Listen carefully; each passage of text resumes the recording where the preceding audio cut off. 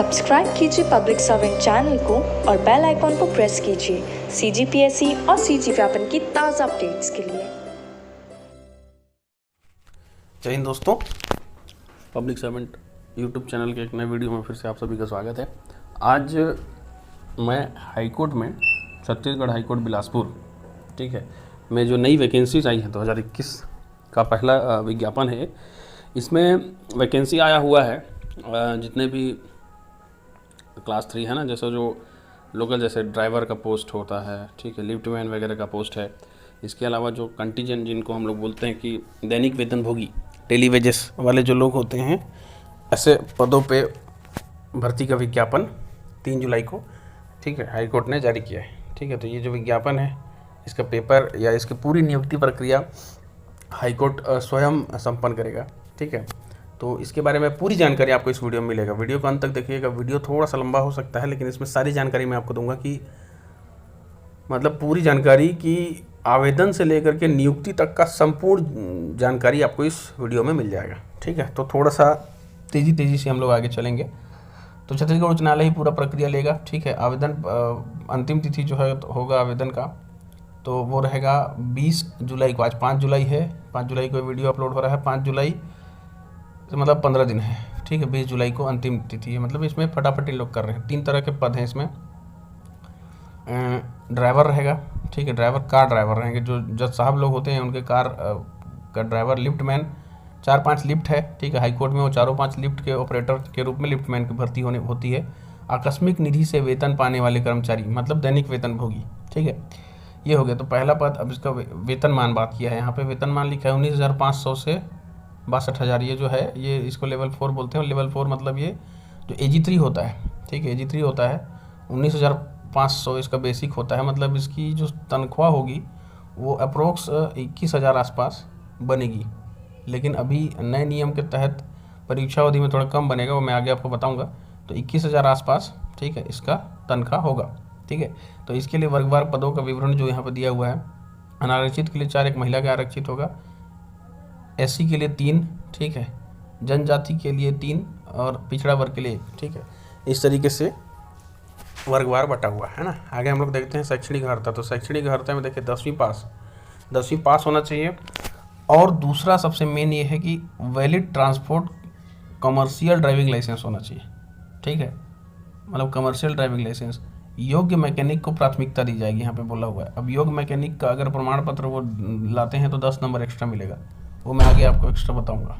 ठीक है, इसके आगे हम लोग देखते हैं तो ये इसका तो क्लियर हो गया। ठीक है, धीरे धीरे और क्लियर हो जाएगा। एक चीज़ मैं बता दूंगा। पहला क्लियर हो गया। दूसरा पद नाम है लिफ्टमैन।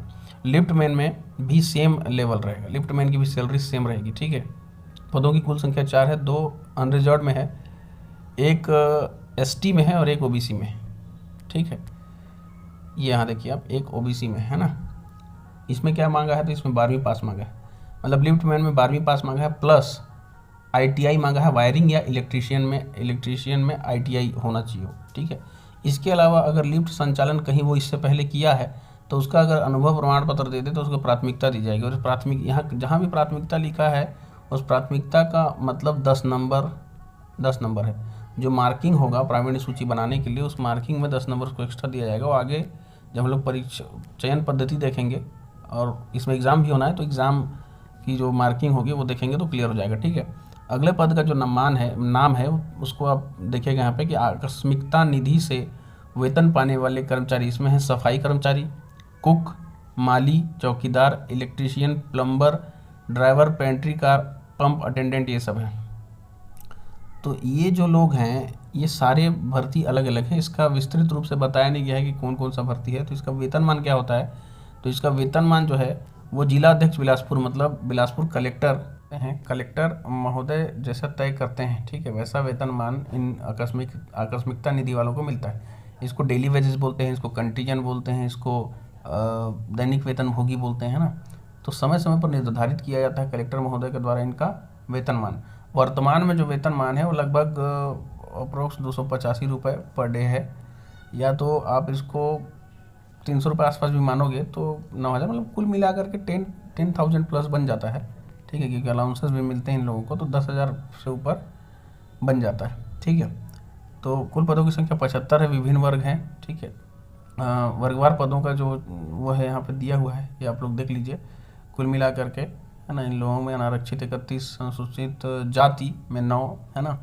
इनका जो शैक्षणिक योग्यता है वो 8वीं मांगा है। एक चीज़ खास तौर पे यहाँ पे लिखा हुआ है कि उच्च योग्यताधारी व्यक्तियों पर विचार नहीं किया जाएगा। सीधी सीधी बात है कि इस पद के लिए अगर आप ग्रेजुएट हैं, 12वीं पास हैं, 10वीं पास हैं या पोस्ट ग्रेजुएट हैं, तो अगर आप इसके लिए अप्लाई करते हैं तो आपका आवेदन इस पद हेतु निरस्त कर दिया जाएगा, क्योंकि केवल 8वीं पास वाले ही इसमें गिने जाएंगे। ठीक है, नोट में 2 चीज़ ध्यान से लिखा हुआ है कि एक रिट लगा हुआ है अभी, तो इस रिट क्रमांक में जो भी फैसला होगा उसके अद्यतन ये आदेश, मतलब ये जो भी मतलब ये योग्यता वाला जो सेक्शन है ये उसी के अधीन रहेगा, उसी के हिसाब से बदल भी सकता है।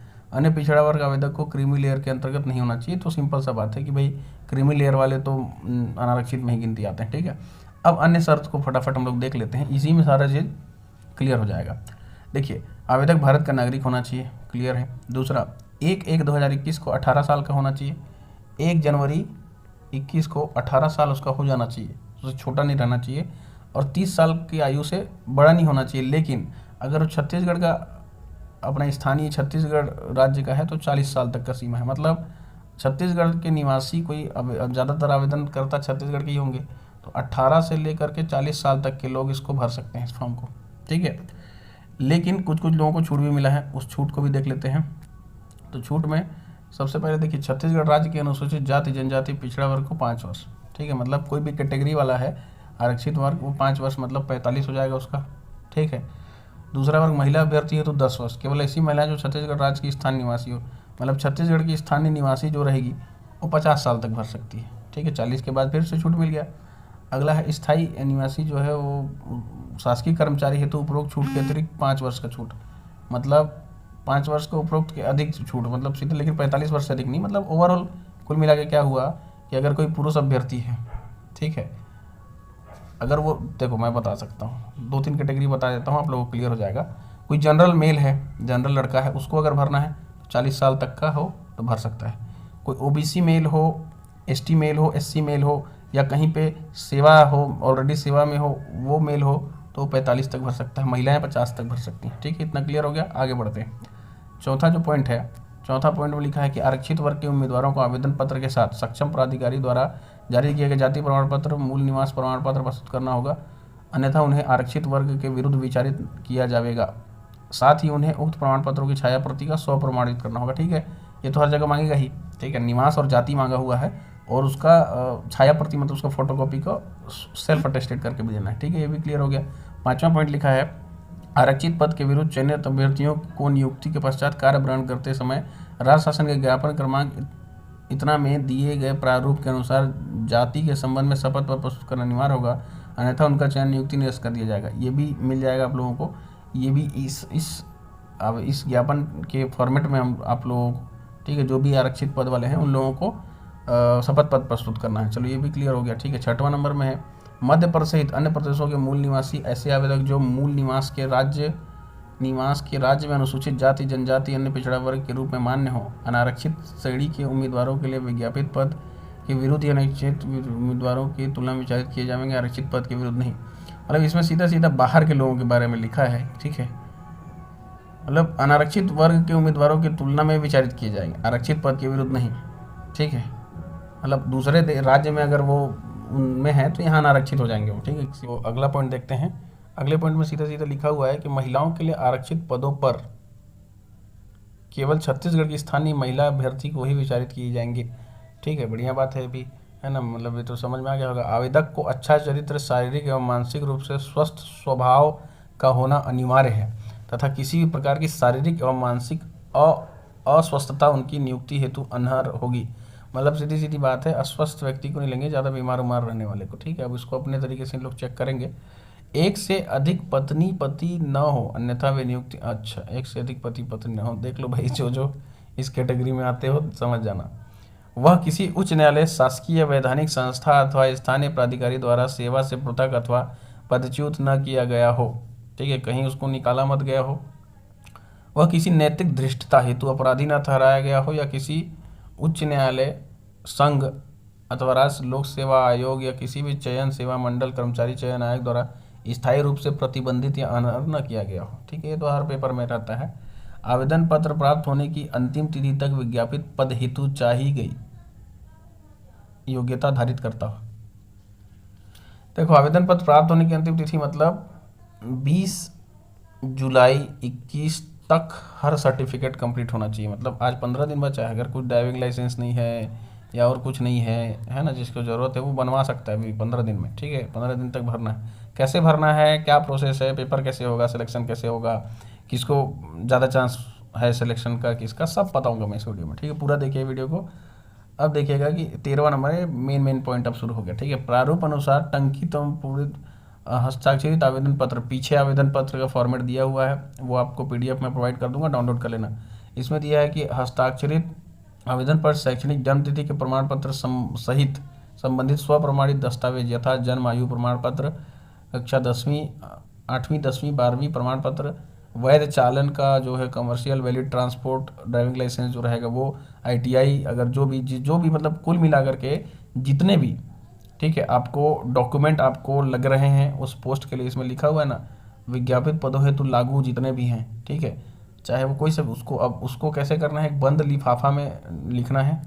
और बंद लिफाफा में लिखने के बाद, ठीक है, उसमें दिनांक 20/7/2021 को शाम 5 बजे तक क्या करना है, उसको उसमें देखो विज्ञापन क्रमांक को भी लिखना है ऊपर।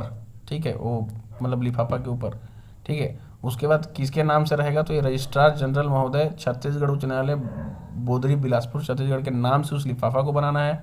और उसके बाद हाईकोर्ट के गेट क्रमांक 2 पे रखे ड्रॉप बॉक्स में उसको 20 तारीख के शाम के 5 बजे तक डाल देना है। ठीक है, तो हाईकोर्ट में गेट नंबर 2 में ड्रॉप बॉक्स रखा रहेगा। अच्छे से फॉर्म को भरना है, रजिस्ट्रार जनरल महोदय के नाम से उस मतलब लिफाफा को बनाना है, उसमें विज्ञापन क्रमांक लिखना है, दिनांक लिखना है और उसके बाद उसे ड्रॉप बॉक्स में डाल देना है। ये आवेदन करने का तरीका हुआ। लेकिन इसके अलावा यदि आप शासकीय सेवा में कार्यरत हैं तो जहां आप कार्यरत हैं वहां के ऑफिस से ही उसको फॉरवर्ड करवाना पड़ेगा। ठीक है, उसका डाक, कोरियर, स्पीड पोस्ट के माध्यम से वो भी कार्यालय रजिस्ट्रार जनरल महोदय के नाम से फॉरवर्ड होगा। ठीक है, इसके बाद विज्ञापन में निर्धारित प्रारूप में ही आवेदन पत्र स्वीकार किए जाएंगे। प्रारूप भिन्न रहेगा तो आवेदन पत्र स्वीकार निरस्त कर दिया जाएगा, ऐसे ही लिखा हुआ है इसमें। ठीक है, बिना हस्ताक्षर के प्राप्त आवेदन पत्र पर कोई हस्ताक्षर तो जरूरी है। ठीक है, आवेदन पत्र प्रेषित करने से पूर्व आवेदन पत्र के साथ सभी आवश्यक दस्तावेज संलग्न करना सुनिश्चित कर लेवें, अन्यथा आवेदन पत्र से भिन्न प्राप्त दस्तावेजों पर कोई विचार नहीं किया जाएगा।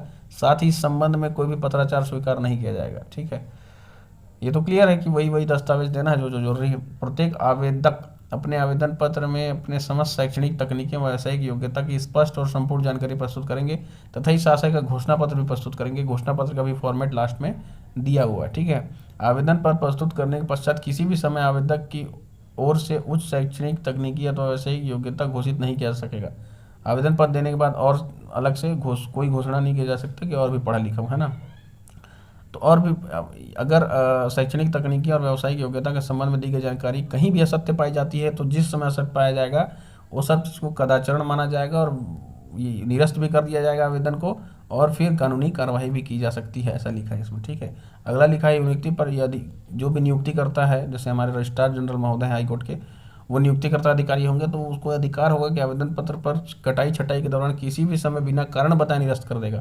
तो ये सब निरस्ती का बात हो रहा है यहाँ पे। इस सब कमेटी का गठन होगा और वही ये सब पूरा प्रक्रिया करेंगे, ऐसा लिखा है आगे। आवेदन पत्रों की छटाई कटाई के पश्चात आवेदकों को रोल नंबर आवंटित किया जाएगा। ठीक है, देखिए 20 तारीख तक, 20 जुलाई तक आप लोगों का आवेदन पत्र लिया जाएगा। उन आवेदन पत्र पर कमेटी द्वारा पूरा विचार किया जाएगा और कमेटी के विचार करने के पश्चात कटाई छटाई के बाद शॉर्ट लिस्ट करेंगे कुछ लोगों को। अभी तक पेपर वेपर नहीं होगा, शॉर्ट लिस्ट करने के बाद जैसे एप्लीकेशन के हिसाब से शॉर्ट लिस्ट करेंगे, उसके बाद रोल नंबर आवंटित करेंगे, नाम, पिता का नाम एवं इस तरीके की एक सूची जारी की जाएगी उच्च न्यायालय की वेबसाइट पे। ठीक है, और उच्च न्यायालय की वेबसाइट पे वो जारी होगा। इस वेबसाइट पे यहाँ पे लिखा हुआ है जारी होगा और उम्मीदवारों को ये बताया जाएगा, समाचार पत्रों के विज्ञप्ति के माध्यम से बताया जाएगा कि पेपर कब कब कहाँ किस तरीके से आगे की नियुक्ति की प्रक्रिया होगी। ठीक है, अगला में लिखा हुआ है कि अगर अभ्यर्थियों की संख्या अत्यधिक हुई तो लिखित परीक्षा, कौशल परीक्षा में शामिल होने वाले आवेदनों की शॉर्ट लिस्ट की जा सकेगी, जिसका मापदंड नियुक्ति प्राधिकारी द्वारा सब कमेटी करेगी। ये भी ठीक है। अब हम लोग देखते हैं कि पदों में चयन पद्धति क्या है। ठीक है, ये सबसे इम्पोर्टेंट चीज़ है, इसको ध्यान से सुनना आप लोग, है ना, पढ़ना एक बार अच्छे से। देखो पहले स्टाफ कार ड्राइवर में क्या होगा इसको देख लेते हैं। तो 100 लोगों की प्रथम चरण में 100 अंकों की लिखित परीक्षा होगी, जिसमें मोटर व्हीकल एक्ट, ठीक है, मोटर व्हीकल एक्ट से संबंधित प्रश्न पूछे जाएंगे। ठीक है, 100 अंकों के परीक्षा में, है ना, 33 अंक प्राप्त करना है। इसके बाद आप पास माना जाओगे 33% अगर अंक लाए तो। उसके बाद द्वितीय चरण में भी 100 अंकों की प्रायोगिक परीक्षा होगी। अब निश्चित रूप से ड्राइवर का टेस्ट है तो प्रायोगिक परीक्षा में ड्राइवरी के बारे में परखा जाएगा, है ना। तो इसी तरीके से उत्तीर्ण भी द्वितीय चरण में प्रायोगिक परीक्षा के लिए बुलाया जाएगा, जिसमें से उम्मीदवार को प्रायोगिक परीक्षा में न्यूनतम 40 अंक प्राप्त करना है। तो प्रायोगिक परीक्षा में 40 अंक और पहले वाले परीक्षा में 33 अंक प्राप्त करोगे तो दूसरे में क्वालिफाई होगे, दूसरे में 40 अंक प्राप्त करोगे तो तीसरे में क्वालिफाई होगे। ठीक है, अब तीसरा क्या है, तो कुछ नहीं है। तीसरे में क्या होगा कि पॉलिटेक्निक, ITI, वाहन के डीलर आदि से भारी वाहन पर मैकेनिक अगर होने का प्रमाण पत्र दिखाता है कि मैं मैकेनिक रहा हूँ या ITI से ट्रेनिंग लिया हूँ या कोई भी ऐसा चीज़ जिससे उसके प्रशिक्षित मैकेनिक मतलब ट्रेंड मैकेनिक होने का प्रमाण पत्र अगर प्रस्तुत करता है तो उसको 10 अंक अलग से दिए जाएंगे। ठीक है, इस पद हेतु प्रावीण्य सूची, लिखित परीक्षा प्राप्त अंक, प्रायोगिक परीक्षा में प्राप्त अंक एवं अभ्यर्थियों का कौशल प्रशिक्षित होने का प्रमाण पत्र के दिए जाने वाले अतिरिक्त अंकों को जोड़ करके किया जाएगा। देखो कुल मिलाकर के इसका क्या स्टेट निकला, पहले में पासिंग मार्क्स है 33%, दूसरे स्टेज में पासिंग मार्क्स है ड्राइवर के लिए 40%, और तीसरा कोई स्टेज नहीं है, ये तीसरा एक्स्ट्रा मिलेगा, जिसको बोल जो शुरू में मैं बता रहा था आपको कि उसको प्राथमिकता दी जाएगी, तो ये 10 नंबर एक्स्ट्रा मिलेगा अगर वो कोई सर्टिफिकेट ला देता है कि वो ट्रेंड मैकेनिक है कोई ड्राइवर। ठीक है, तो ये तीनों मार्क्स को मिला करके प्रावीण्य सूची बनाया जाएगा, उसी के हिसाब से चयन होगा। ठीक है, ये समझ में आ गया। अगला हम लोग लिफ्टमैन का देखते हैं। तो लिफ्टमैन का देखो फिर वही है, 100 अंकों का पहला स्टेज है। ठीक है ना, उसमें इलेक्ट्रीशियन, लिफ्ट एवं संचालन के रखरखाव संबंधित प्रश्न पूछे जाएंगे।